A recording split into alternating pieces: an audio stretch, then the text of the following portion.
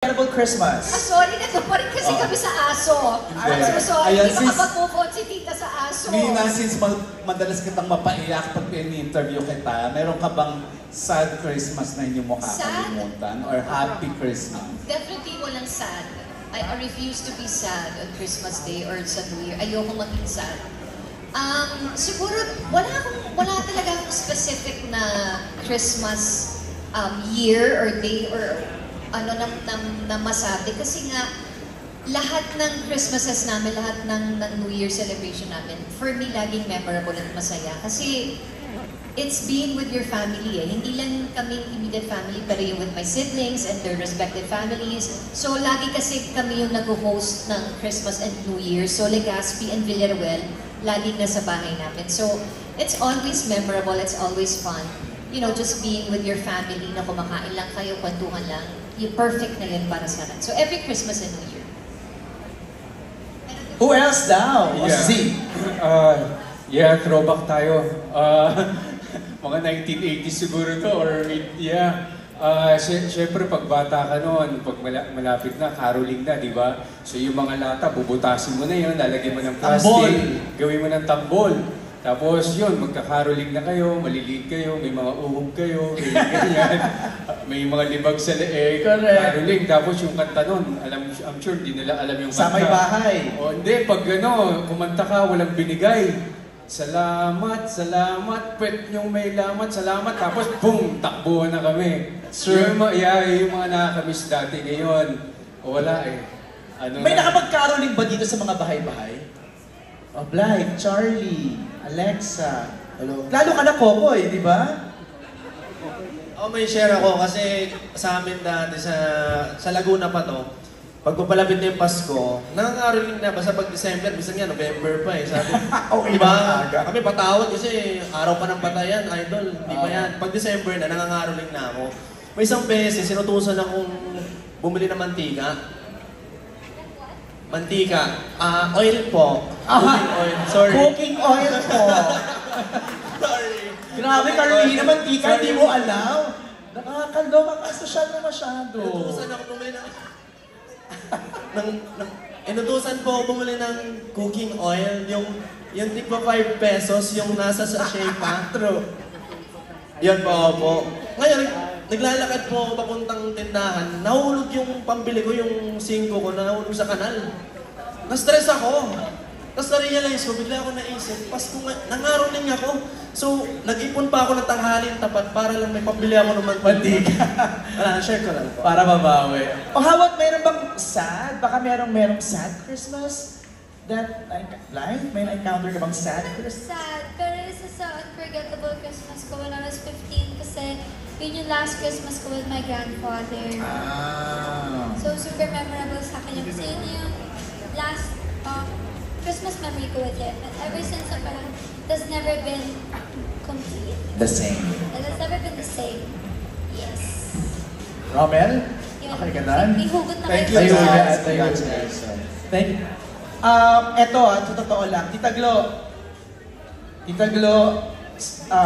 Charlie, kasal ka na, di ba? Charlie, Tita Glo, and Carmina, yung totoo, kasya ba yung 500 sa Noche Buena? Kayo ang naghahanda. Of course, pwede. And by the way, Sec Chris is a good friend of mine. She showed me all that the DTI had shown that is below, that you can make 500. You can have corned beef, you can have fruit salad, you can have pineapple juice na dinadagdagan ng maraming yelo, and then you can make pansit. Carmina, ikaw, sa pag-budget mo, kasya ba? Hindi talaga. Sorry No.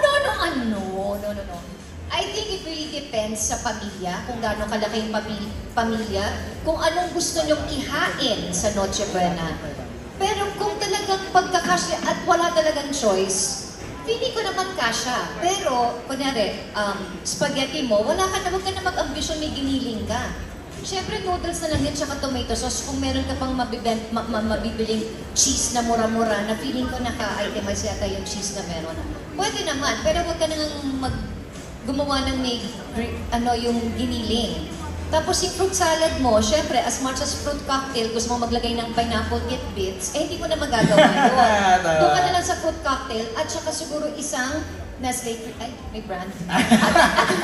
at isang cream, huwag ka na maglagay ng condensed milk. Correct. So, di ba tayo, kapag gusto, gagawa ng paraan.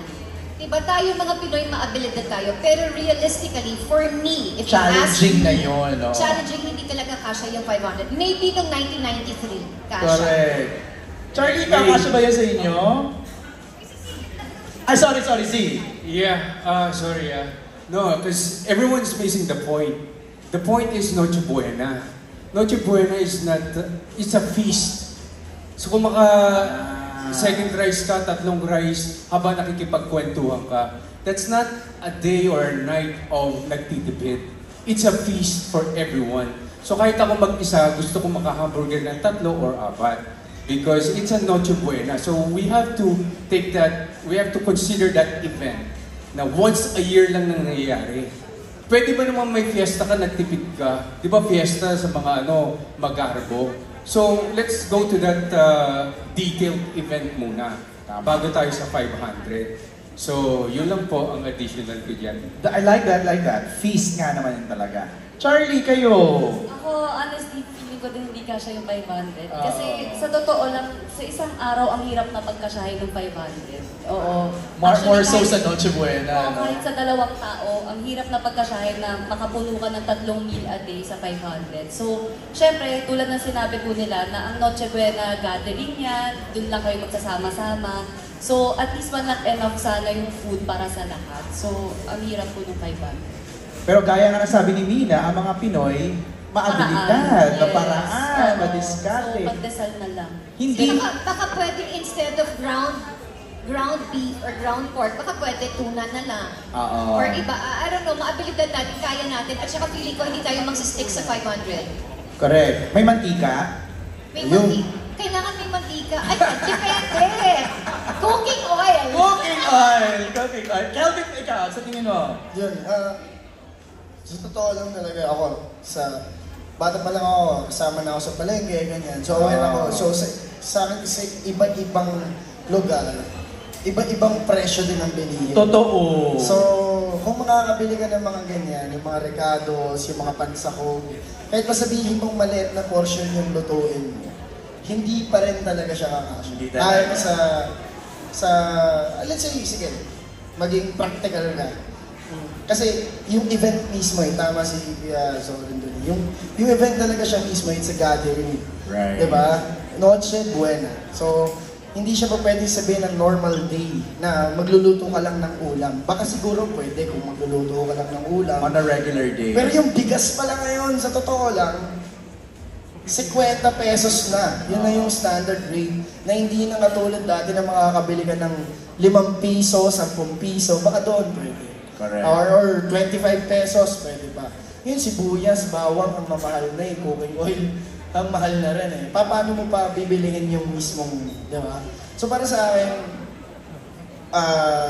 hindi siya doable talaga. Okay. Kahit pa sa 2 tao. Pang isang tao, pwede siguro. So Dom, i-challenge mo yung sarili mo since nakakuha ka ng ampaw na 500. Gamitin mo yan. Gamitin mo yan. Okay, Alan Jones! Hi.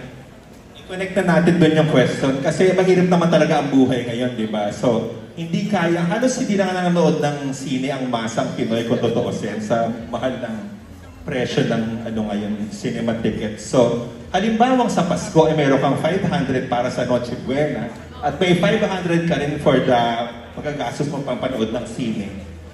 Paano niya mahihikayat na sa 8 pelikula, isama doon, at ilan ang kasya sa 500? Siguro 2 pelikula lang, di ba? Parang mga... Isa lang yan.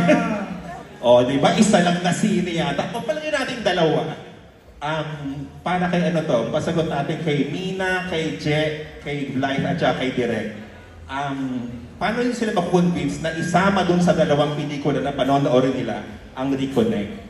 Para po makatipid, reconnect lang ang panoodin. Pwede Bakit? Bakit? Para makatipid, di ba? Anong dahilan, Blythe? I-defend mo yung mo para panoorin nila yung Reconnect sa kanilang gagastos. dapat tayo ng Christmas movie. Ang tagal-tagal na nga po walang Christmas movie. And ayun nga po, again, wala. Choice naman nila yan. Sinasabi ko lang as a friend. Friendly advice, para po makatipid tayo, reconnect na lang ang panood mo. Trust me, it's worth your time. Merry Christmas! It's December 1. Maligayang Pasko! Kaloka si Vlad. Napili ko Ano ba? Kapag isa lang ang pinanood mo, mas madami ka pang Noche Buena. So, kami na lang po. Panoodin niyo, maraming salamat. O sige, alamin natin kung na-convince sila ha. Si Je, siguro, si Je, paano mo sila i-convince Je na panoorin ang Reconnect? Bilang na producer. Kung bakit reconnect? Paano ba? Kung 500 pesos lang yung budget, which is, tama, napaka... Maliit yan sa panahon ngayon eh. Maliit talaga yan sa panahon ngayon, lalo na sa panahon ng Pasko, di ba? And with what's going on with the country, mahirap. So that motivates me even more as an actor and as a producer na magbigay ng magandang produkto. Kasi alam ko gano'ng kahirap kitain yung 500 na yan, lalo na po sa mas ordinaryong tao. Di ba? Magkano bang minimum wage ngayon? Di ba? Close to 500, 600, parang Diba? gano'n. So, gagapang pa yan mga yan sa baha para lang kitain yan minsan. So, ayoko naman sabihin na mas maganda yung pelikula namin sa iba. I can only say what I control is yung trabaho ko. I always want to give something worth doon sa 500 na yan. Kung ano. But, it's a feel-good movie. Lalabas kayo ng sinihan ng nakangiti. May mga tanong. Patayin kaya natin yung cellphone natin 1 week or patayin mo natin yung internet. You know, we want to strike a conversation. So, gusto ko paglabas po ng audience sa sinihan, masaya sila. Especially kung madidistract natin sila from what's happening sa bansa natin for 2 hours man lang. Diba? Yun po yung goal ko. So, maganda lahat ng mga entries, pero sana po unahin yung reconnect. I love it. Ang galing MJ, very producer, sumagot si Je. Si Derek muna, bago si Mina. Ako, kung 500 pesos na lang yung budget mo, idagdag mo na lang sa Noche Buena. Para 1,000 na yung Noche Buena. How selfless. Pero kung talagang gusto mo manood ng movie, I think, hindi ko pareho ni Jero, hindi ko man masasabi, kasi hindi ko naman napanood pa iba. Except yung isa, kasi kasama din ako doon sa isa. Kasi alam ko yung mindset nung pag ito na yung budget mo, tapos kailangan mong pumili ng papanoorin. Gusto mo kasi sulit. Gusto mo sulit. So ang tingin ko mapapakakuha ng Reconnect is nakakabusog siyang pelikula. Kasi hindi lang naman money din yung purchase, kundi time. And I think watching Reconnect, habang pinapanood mo siya while you're spending 1 hour and 47 minutes watching it, maraming binibigay sa'yo yung pelikula. Nakakabusog siya. Iba't ibang feelings and nakaka-overwhelm and nakaka-feel good. So I think, yun yung mapapangako ko. Na yung pagbayad mo sa kanya, sulit siya. I think that's a good point na pagbabayad ka for a sine, pag uwi mo, may take home ka. May not be physically, but in your heart, in your mind. Diba? Alan D? Thank you, Derek. Carmina. Carmina? Yung 500 ba, pang pamilya ba yun? O isang tao lang? Isang tao. One person. Isang tao lang? Yeah. Ang lungkot naman. Ako siguro katulad ang madadagdag ko sa mga sinabi nila. Kasi kami lang kung bakit Reconnect ang dapat nilang panoorin. Kasi isa lang ang pwede nilang panoorin sa lahat ng entries, diba? Ako, ang may dadagdag ko, kasi kami lagi may Christmas theme. Okay. So parang just in time for Christmas, syempre once a year lang dumadatingin sa buhay natin eh. So might as well, pag meron kang pinanood, yung may Christmas feel, na hindi lang siya basta-basta Christmas feel, kasi natutuon yung family, yung pagmamahal ng isang pamilya, pagmamahal ng boyfriend-girlfriend, ng pamilya, ng magkakaibigan. At saka, katulad din ng sinabi mo, may take home ka kasi paglabas mo. So parang feeling ko magiging worth it talaga. So parang katulad din ng sinabi ni Derek, busog ka paglabas mo kasi emotionally, physically. Tsaka sana naman may popcorn na kasama. Wala kang popcorn ng girl. Cornick, susot ko yung sa'yo. Cornick na lang, at least busog pa rin, diba? At least busog ka. So, yun, dapat yung napanood nila, Reconnect. May mga cinemas na may popcorn at water na nakasama. Pero mas mahal. Ayun, dun kayo para at least sama busog na may tubig tapos popcorn. Ayun. Thank you guys. Merry Christmas. Thank you. Maraming salamat, Alan D. Okay, before we pass the next question, kung meron kayong bibigyan ng regalong isang tao dito sa cast, sino yung bibigyan nyo at anong regalo bibigyan nyo? Ako si Vance. Matagal na rin kasi namin ito magkaibigan. So, Ang regalo mo sa kanya, Kelvin, ay?